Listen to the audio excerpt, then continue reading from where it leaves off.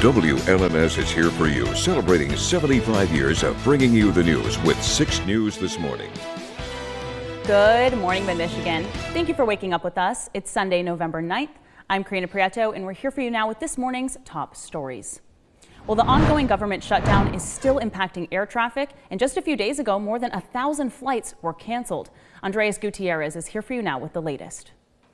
Long lines and frustration from coast to coast. Airports are under strain. The FAA ordering airlines to cut flights up to 10% at 40 of the nation's busiest airports by Friday. What do you make out of all these cancellations and delays? It's not what we want it to be. Try and make your flight and be prepared for some gate changes like we're checking constantly. New York's JFK, Charlotte, and Chicago slammed by staffing shortages. Air traffic controllers working with no pay during the shutdown are calling out sick. There were delays of more than 4 hours at Newark Airport in New Jersey and up to 2-hour delays at San Francisco. It seems like there's a lot of cancellations on these connecting flights. So yeah, I'm definitely a little bit nervous. Southwest, United, Delta, and American Airlines have the most cancellations. Aviation is so critical to the U.S. economy, to our traveling public, and it's just imperative that we get the government back open. U.S. Transportation Secretary Sean Duffy says reducing congestion is the only way to keep the skies safe. They're the ones that are working 6 days a week, 10 hours a day. You can do that for a couple weeks, but at one point you're going to get burned out, and that's what we're seeing now. Secretary Duffy warns a number of flight cuts could double to 20% if the shutdown drags into Thanksgiving. Your message to lawmakers up in D.C. I hope you guys get it right, man. Get it together. Now, travelers are urged to check their flight information early and often. You should know that many airlines are waiving their rebooking fees, but if this all messes up your plans and you don't want to rebook, you are entitled to a full refund. Andres Gutierrez, CBS News, Los Angeles. The federal government has now been shut down for 40 days, the longest in U.S. history, and SNAP benefits for the month of November remain in flux for many Michiganders.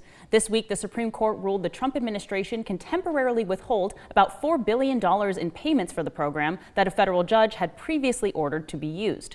Before that SCOTUS ruling, the Michigan Department of Health and Human Services issued full benefits on Thursday to more than 200,000 households. The Trump administration claims it doesn't have the funds to issue benefits, saying the contingency reserve has already been used, which was only enough to provide partial food assistance for the month. In response, MDHHS says it will continue its pause of payment distribution for those who have not yet received this month's benefits. Jenny Pollock is the executive director of Michigan 211, a free service that connects residents with help from thousands of health and human services agencies. She says the organization has taken 1,000 more calls than they usually get this time of year. The past week, we saw a tremendous increase in calls and specifically for folks needing help with food. That was a 200% increase that we felt last week.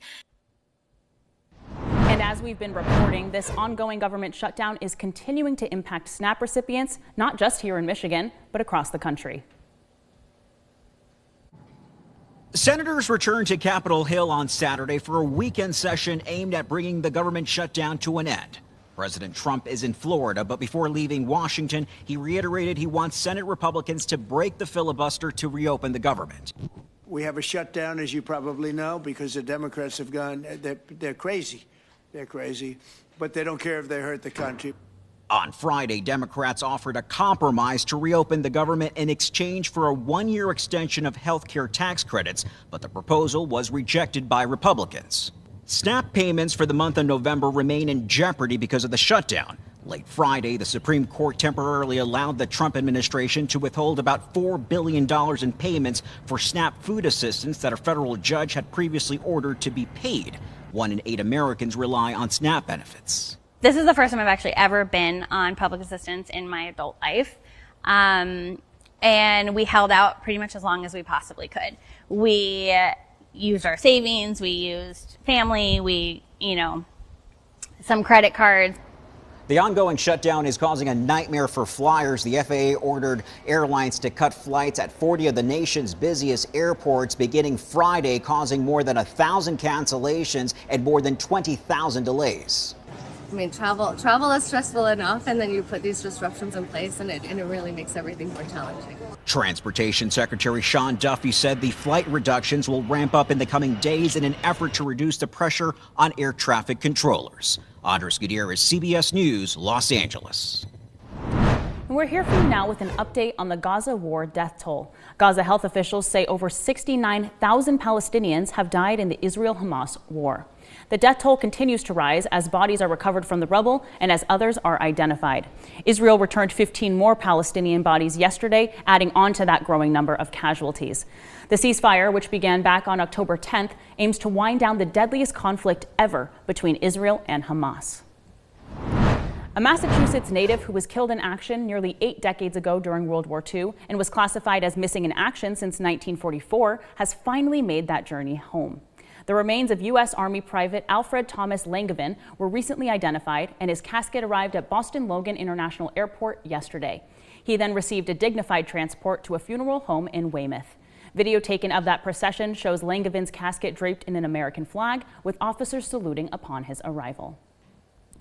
And James Watson, who co-discovered the twisted ladder structure of DNA in 1953, has passed away. His son says it happened while he was on hospice care after a brief illness. At just 24 years old, Watson shared the 1962 Nobel Prize with 2 other scientists for discovering that DNA is a double helix, consisting of 2 strands that coil around each other to create a twisting ladder shape. His son Rufus had been hospitalized with a possible diagnosis of schizophrenia, and he figured that knowing the complete makeup of DNA would be crucial for understanding that disease, maybe even in time to help his son. He was 97 years old.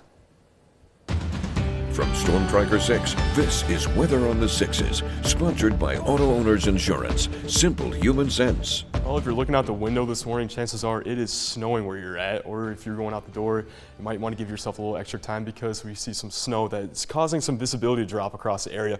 One of those places is the Capitol camera right now. You can kind of see in the background the visibility is a little bit lower because of that snow, but right now the temperatures are in the 30s. We'll take a look over here.